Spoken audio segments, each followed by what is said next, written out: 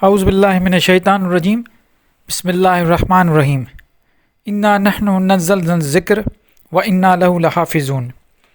قرآن شریف میں آیا ہے کہ ہم نے اس ذکر کو نازل کیا اور ہم ہی اس کی حفاظت کرنے والے ہیں۔ یہ ذکر، یہ نصیحت، یہ قرآن اللہ تعالیٰ کی طرف سے ہے نازل کردہ، اور اس کا ذمہ بھی اللہ تعالیٰ نے خود اٹھایا ہوا ہے۔ معاشرے میں یہ باتیں چل رہی ہیں، جب یہ چیزیں ہم سنتے ہیں تو مجھے بڑا دکھ ہوتا ہے کہ قرآن شریف کی کچھ کچھ آیتیں جس میں رجم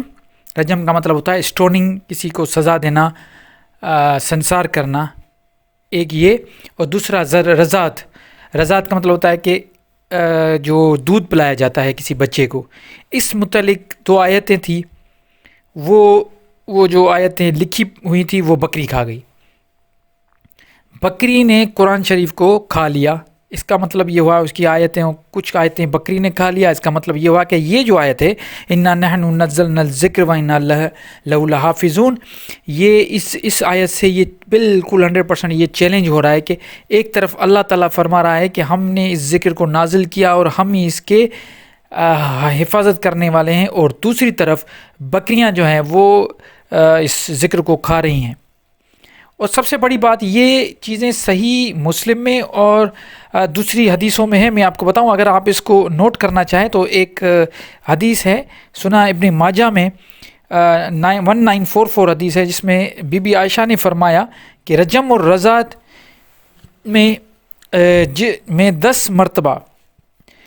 بی بی عائشہ نے فرمایا کہ رجم اور رضایت میں 10 مرتبہ دودھ پینے پر رضا ثابت ہوتی ہے، اور یہ آیت نازل ہوئی تھی اور وہ کاغذ پر لکھی ہوئی تھی اور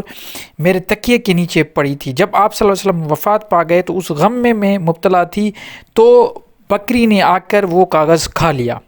اب یہ حدیث بالکل موجود ہے، انٹرنیشنل نمبر 1944 میں نے بتایا، سنن ابن ماجہ میں کی کتاب میں موجود ہے۔ اب ایک اور حدیث ہے،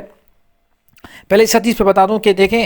حضرت عائشہ یہ کہہ رہے ہیں کہ حضرت بی بی عائشہ کے تکیے کے نیچے وہ آیتیں لکھی پڑی تھی، اور جب آپ صلی اللہ علیہ وسلم وفات پا گئے تو ان کے غم میں آ کے وہ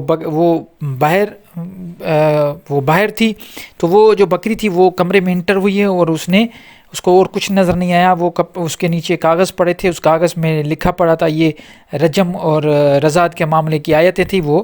کھا گئی۔ تو ایک تو یہ حدیث ہے، آپ خود فیصلہ کرنا ہے کہ کیا ان سب چیزوں میں کتنی صداقت ہے۔ دوسری ایک حدیث صحیح مسلم میں موجود ہے، بک نمبر 17 میں، اور حدیث کا نمبر ہے 4194۔ اس میں بھی یہی ہے کہ حضرت عمر نے یہ کہا کہ ہم نے خود دیکھا کہ آپ صلی اللہ علیہ وسلم نے اس کی اسٹوننگ کی سزا دی تھی، مطلب کسی کا اگر ثابت ہو جاتا ہے کہ یہ اس نے زنا کیا ہے تو اس کو سنسار کیا جاتا تھا، تو یہ حضور صلی اللہ علیہ وسلم نے بالکل ہمارے سامنے یہ سزا دی، اور آج یہ چیز موجود نہیں ہے قرآن میں، اور مجھے یہ ڈر ہے کہ ایسا نہ ہو کہ مستقبل میں لوگ یہ سزا نہ دیں لوگوں کو، کیونکہ قرآن میں موجود نہیں ہے۔ تو یہ اس کے ساتھ ساتھ یہ حدیث ہے، تو میرا یہ سوال یہاں پہ کھڑا ہوتا ہے کہ جب یہ قرآن کو اکارڈنگ ٹو دیم، کہ قرآن کو انہوں نے جو ہے نا وہ اس وقت میں جو ہے نا انہوں نے یہ حضرت عثمان کے دور میں اور حضرت عمر کے دور میں کمپائل ہو رہا تھا، تو کمپائل ہو رہا میں یہ اس آیت کو وہ انکلوڈ کر دیتے ہیں، کیونکہ یہ کہتے ہیں کہ ہمیں یاد تھا۔ تو کسی صحابی نے پوچھا کہ آپ اس کو انکلوڈ کیوں نہیں کر دیتے، اگر ایسا کوئی آپ کو ڈر ہے کہ آگے جا کے لوگ جو ہے رضات اور اسٹوننگ پہ ایمان نہیں لائیں گے کیونکہ وہ قرآن میں موجود نہیں ہے، تو آپ اس میں انکلوڈ کر دیں۔ تو انہوں نے فرمایا کہ نہیں، میں یہ ڈرتا ہوں، میں انکلوڈ نہیں کروں گا، کیونکہ یہ بہت بڑا کتاب ہے، جو کچھ موجود ہے بس اس میں ہی ہم اس کو کمپائل کر رہے ہیں۔ باقی یہ جو 2 آیتیں ہیں، یہ مجھے یاد ہے کہ آپ صلی اللہ علیہ وسلم کے ٹائم میں یہ ہوئی تھی، ہمیں بھی یہ آیتیں بھی یاد ہیں، لیکن میں انکلوڈ نہیں کروں گا۔ یہ بھی آپ کو اس حدیثوں کی کتاب میں ملے گا۔ تو میرا کہنے کا مقصد یہ ہے کہ آپ خود فیصلہ کریں کہ یہ حدیثیں، دیکھیں میں یہ حدیثوں کے خلاف نہیں ہوں، بہت ساری ایسی حدیثیں ہیں جو بالکل ٹھیک ہیں، اچھی ہیں، لیکن جو بھی حدیث اس میں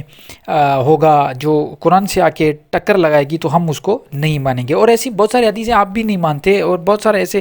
ہر فرقے کے لوگ کچھ حدیثیں مانتے، کچھ حدیثیں نہیں مانتے، اور یہ کلیئر ہے، یہ فرقے بنے ہی اس لیے ہیں کہ کچھ آپ حدیثیں مانیں۔ اگر یہ فلاں کتاب میں سے آپ کچھ نہیں نہیں مانتے تو آپ کے فرقے بن گئے. تو یہ ساری جو تفرقے ہیں ان کی بنیاد بھی یہی ایسی کتابیں ہیں جس میں یہ چیز مل رہی ہیں. تو میرا اور کچھ ڈیٹیل میں جانے کی مطلب نہیں ہے, میرا صرف یہ بتانا تھا کہ عام لوگوں کو اگر پتہ نہیں ہے تو میں ان کو بتا دوں کہ آپ کے حدیثوں کی کتاب میں لکھا ہے کہ بکری جو ہے حضور صلی اللہ علیہ وسلم کی جو بکری تھی وہ قرآن شریف کے یہ 2 آیتیں جو آئی تھی رجم پہ اور اس پہ وہ بکری کھا گئی. اب انصاف خود کریں آپ کہ وہ بکری کھا سکتی ہے نہیں کھا سکتی, اس میں کتنی صداقت ہے کتنی سچائی ہے. آپ خود بھی اس میں ریسرچ کریں اور اپنے علماء کے پاس جائیں, ان سے سوال کریں. سوال کرنا آپ کا حق ہے. آپ سوال کریں کہ واقعی یہ چیز ہوئی تھی یا نہیں ہوئی تھی, پھر اپنے دل سے پوچھیں اور ان آیتوں کو دیکھ کے آپ خود اپنا فیصلہ کیجیے. شکریہ, مجھے اجازت دیجیے. اللہ نگہبان.